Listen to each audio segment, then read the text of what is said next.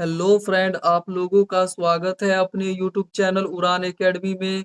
आज के इस वीडियो में देखेंगे हिस्ट्री के मोस्ट इम्पोर्टेंट ऑब्जेक्टिव क्वेश्चन, जो कि बिहार बोर्ड मैट्रिक परीक्षा 2027 के लिए बहुत इम्पोर्टेंट है।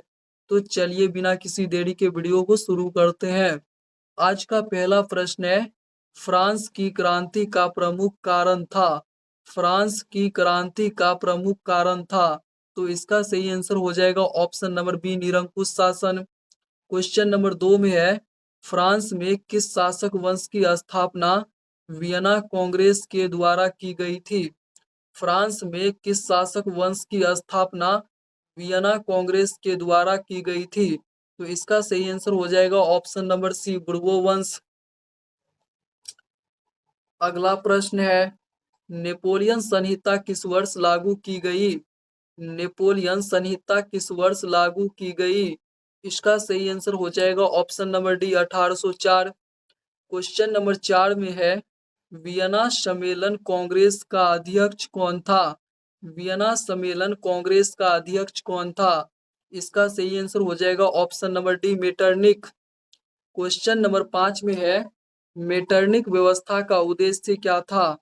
मेटरनिख व्यवस्था का उद्देश्य क्या था, इसका सही आंसर हो जाएगा ऑप्शन नंबर सी, पुरातन व्यवस्था की पुनर्स्थापना।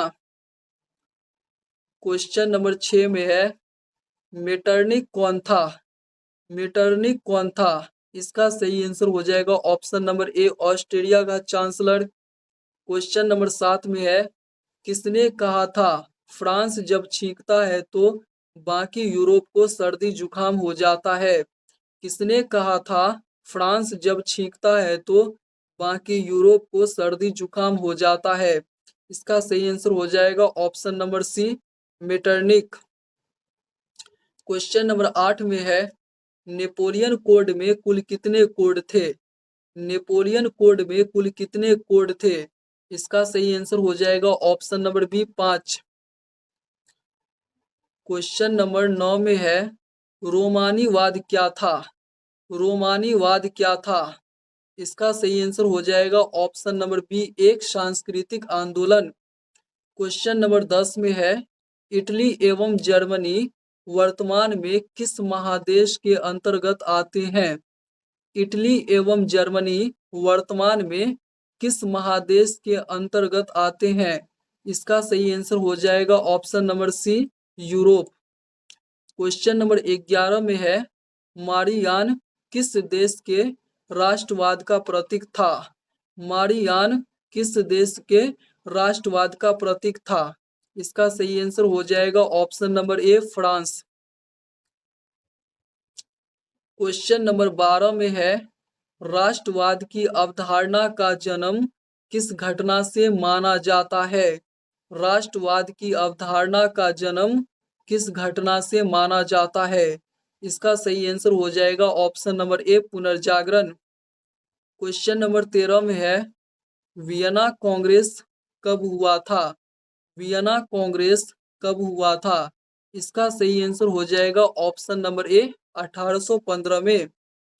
क्वेश्चन नंबर 14 में है, 1830 की क्रांति के बाद फ्रांस में किस प्रकार का शासन स्थापित हुआ। 1830 की क्रांति के बाद फ्रांस में किस प्रकार का शासन स्थापित हुआ, इसका सही आंसर हो जाएगा ऑप्शन नंबर बी, संवैधानिक राजतंत्र। दोस्तों, अगर यह वीडियो आपको पसंद आए तो वीडियो को लाइक कीजिएगा, चैनल को सब्सक्राइब कीजिएगा और वीडियो को शेयर जरूर कीजिएगा। चलिए अगले प्रश्न की ओर बढ़ते हैं।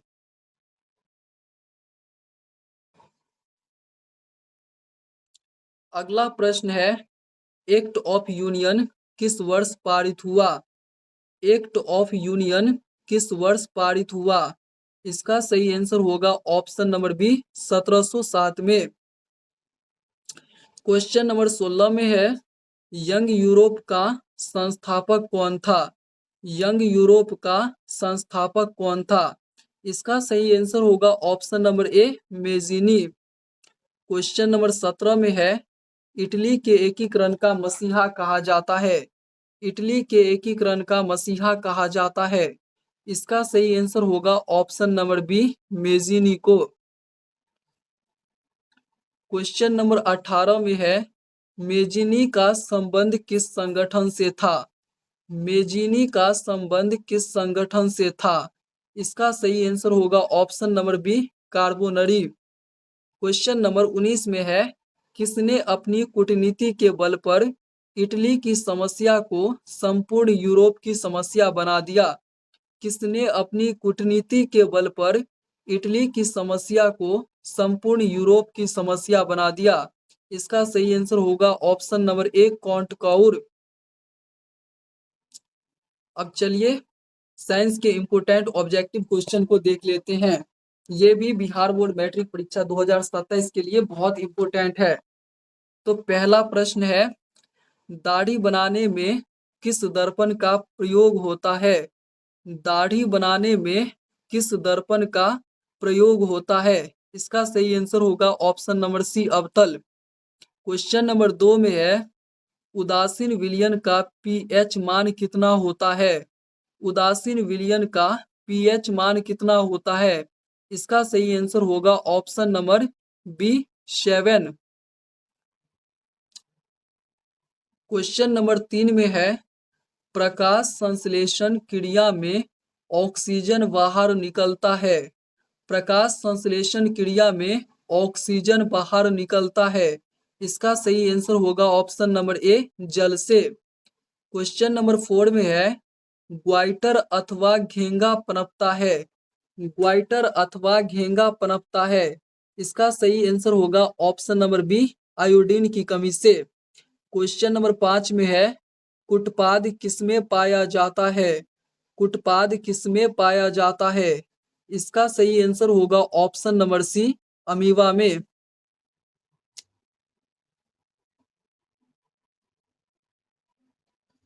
क्वेश्चन नंबर 6 में है, ग्लूकोज के एक अणु में ऑक्सीजन के कितने परमाणु होते हैं? ग्लूकोज के एक अणु में ऑक्सीजन के कितने परमाणु होते हैं? इसका सही आंसर होगा option number B, 6। Question number 7 में है, दांतों को साफ करने के लिए दंतमंजन प्राय होता है। दांतों को साफ करने के लिए दंतमंजन प्राय होता है। इसका सही आंसर होगा ऑप्शन नंबर ए, क्षारीय। क्वेश्चन नंबर 8 में है, सभी हरे पौधे होते हैं। सभी हरे पौधे होते हैं। इसका सही आंसर होगा ऑप्शन नंबर ए, सपोषी। क्वेश्चन नंबर 9 में है, निम्नलिखित में से कौन एक उभयलिंगी जंतु है? निम्नलिखित में से कौन एक उभयलिंगी जंतु है? इसका सही आंसर होगा ऑप्शन नंबर ए, केंचुआ। क्वेश्चन नंबर 10 में है, अमीबा अपना भोजन कैसे पकड़ता है? अमीबा अपना भोजन कैसे पकड़ता है? इसका सही आंसर होगा ऑप्शन नंबर सी, कुटपाद द्वारा। क्वेश्चन नंबर 11 में है, आयोडीन की कमी से कौन सा रोग होता है? आयोडीन की कमी से कौन सा रोग होता है? इसका सही आंसर होगा ऑप्शन नंबर ए, घेंगा। क्वेश्चन नंबर 12 में है, किसकी उपस्थिति के कारण पौधे का रंग हरा होता है? किसकी उपस्थिति के कारण पौधे का रंग हरा होता है? इसका सही आंसर होगा ऑप्शन नंबर ए, क्लोरोफिल। क्वेश्चन नंबर 13 में है, हाइड्रा में क्या पाया जाता है? हाइड्रा में क्या पाया जाता है? इसका सही आंसर होगा ऑप्शन नंबर डी, स्पर्शक। हाइड्रा में स्पर्शक पाया जाता है। क्वेश्चन नंबर 14 में है, ग्लूकोज का रासायनिक सूत्र निम्नलिखित में कौन है? ग्लूकोज का रासायनिक सूत्र निम्नलिखित में कौन है? इसका सही आंसर हो जाएगा ऑप्शन नंबर सी, C6H12O6। ग्लूकोज का रासायनिक सूत्र C6H12O6 है। ऑप्शन नंबर सी सही हो जाएगा।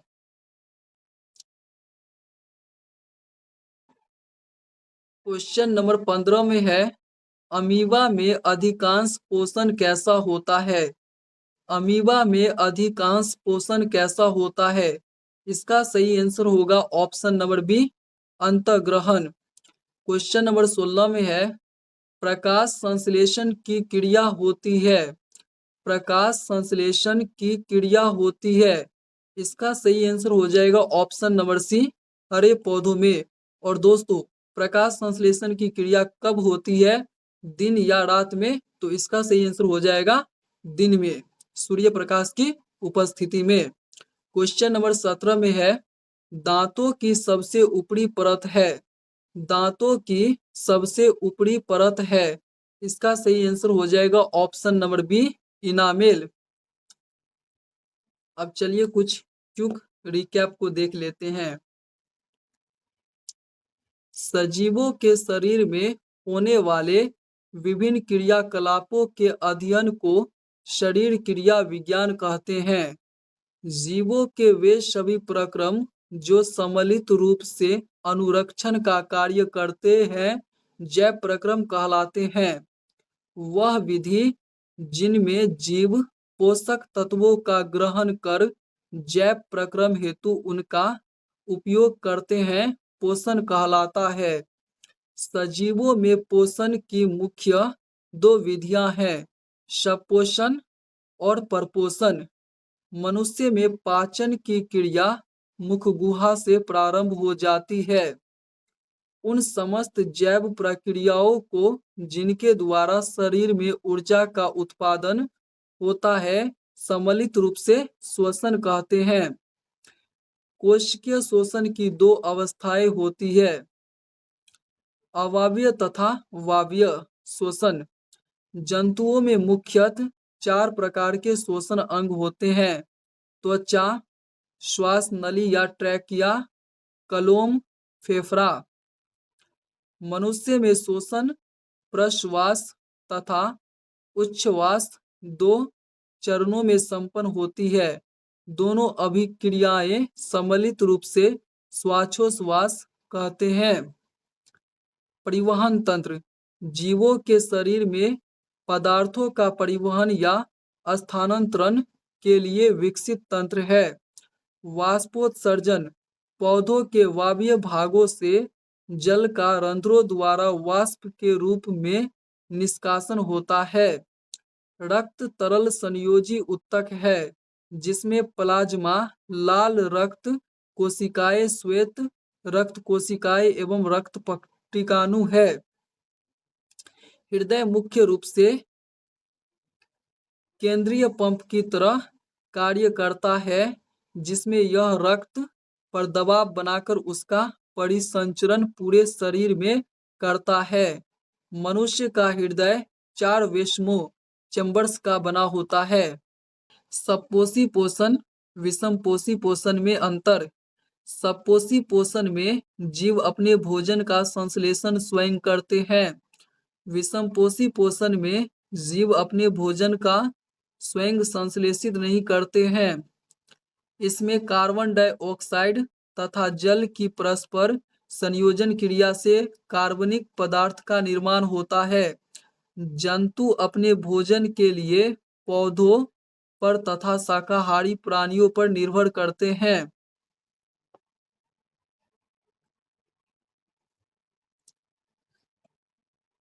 सत्रह ईस्वी की फ्रांसीसी क्रांति मध्यम वर्ग की क्रांति थी।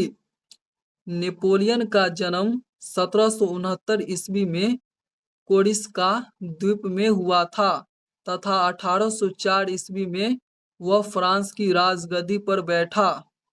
सन 1815 ईस्वी के वियना कांग्रेस की मेजबानी ऑस्ट्रिया के चांसलर मेटरनिक ने किया। 1830 ईस्वी की क्रांति के समय फ्रांस का शासक चार्ल्स एक्स था। फ्रांस में जुलाई 1830 ईस्वी की क्रांति के परिणाम स्वरूप बुर्बो वंश के स्थान पर आर्लेयस वंश को गद्दी सौंपी गई। नेपोलियन बोनापार्ट ने 1806 ईस्वी में जर्मन प्रदेशों को जीतकर राइन राज्य संघ का निर्माण किया था।